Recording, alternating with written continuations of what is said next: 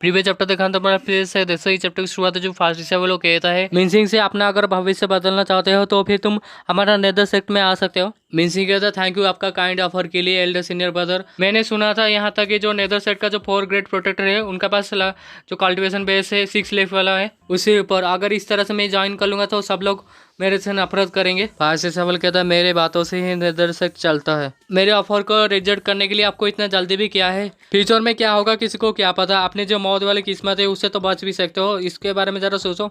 मोटा कहते Elder senior brother आप मेरे जो टाइगर रेंज गैंग है उसको नेदर सेक्ट के अंदर नहीं लेने वाले हैं। फास्ट सवाल कहता है तुम अच्छी तरह से मैनेज तो कर रहे हो।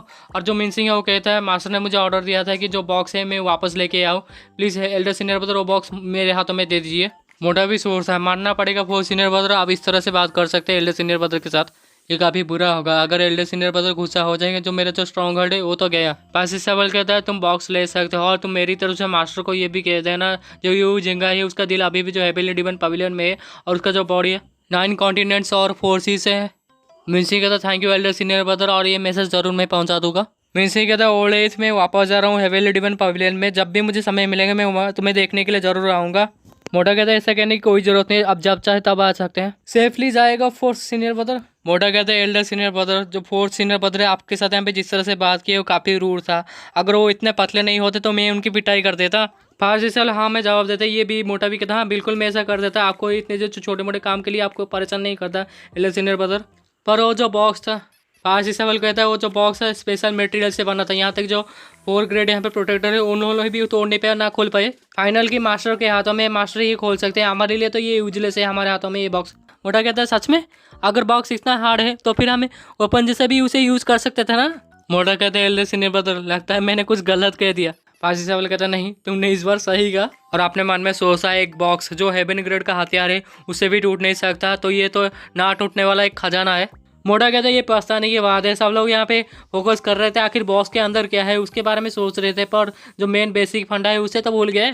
सिंस होता है हेविली डिवन पवेलियन में जो मीन सिंह भागते हुए आते हैं और कहता है लिटिल जूनियर सिस्टर आखिर मास्टर कहाँ पे है। यानर कहती है फोर्थ सीनियर ब्रदर आप आगे मास्टर को लगा था कि आप आने में काफ़ी लेट करेंगे इसलिए वो जो हेड एंड चेम्बर है उसके अंदर चले गए।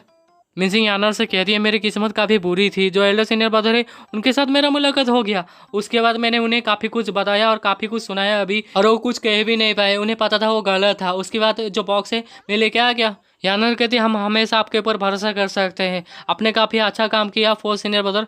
मिनसिंग कहता मास्टर मैंने मेरा मिशन कंप्लीट कर लिया और जो बॉक्स है उसे वापस लेके आ गया। जिंटा तो घोड़े बेच के सो रहा है, जैसे सुनता बॉक्स के बारे में उस तुरंत ही उड़ जाता और कहता है बॉक्स का कंडीशन कैसा है। मिनसी कहता सीनियर ब्रदर और जो 7 जूनियर ब्रदर है ज़्यादा मुझे यहाँ पे हार्ड टाइम नहीं दिए। वो लोग आपने जो ओपन से उसे बॉक्स को अनलॉक कर दिया और सिर्फ आपका जो आमो शॉप है वो बाकी है इस बॉक्स से अनलॉक करने के लिए। और आपने मन में सोचा जबकि मैंने ये काम कंप्लीट कर दिया तो मास्टर ज़रूर मुझे कुछ तो रिवार्ड देंगे ना। जिंटाओ दरवाजा खोल के जैसे बाहर आता है मिनसिंग कहता है मास्टर। जिंटाओ कहता है तुरंत ही इस बॉक्स को खोलना पड़ेगा। उसके बाद जो मिनसिंग के हाथों से खींच के ले जाता है बॉक्स को और कहता है चले जाओ यहाँ से।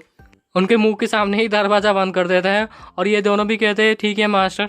जिंटा सोच है जो आमोस होप का जो पैटर्न है अभी भी चेंज नहीं हुआ है, मुझे ये उम्मीद है इस मिस्टीरियस बॉक्स के अंदर कोई यूजलेस चीज़ नहीं होगा। जिंटो कहते इनसे ऐसे कह के वो जो हथियार है उसे बॉक्स के अंदर घुसा देते हैं और लाइट चमकने लगता है ये बॉक्स से। जैसे ये बॉक्स खोलते हैं सिस्टम से नोटिफिकेशन आता है डिंग आपने इस जो मिस्टीरियस बॉक्स है उसे सक्सेसफुली खोल दिए और आपको 1000 मेरिट पॉइंट मिलता है।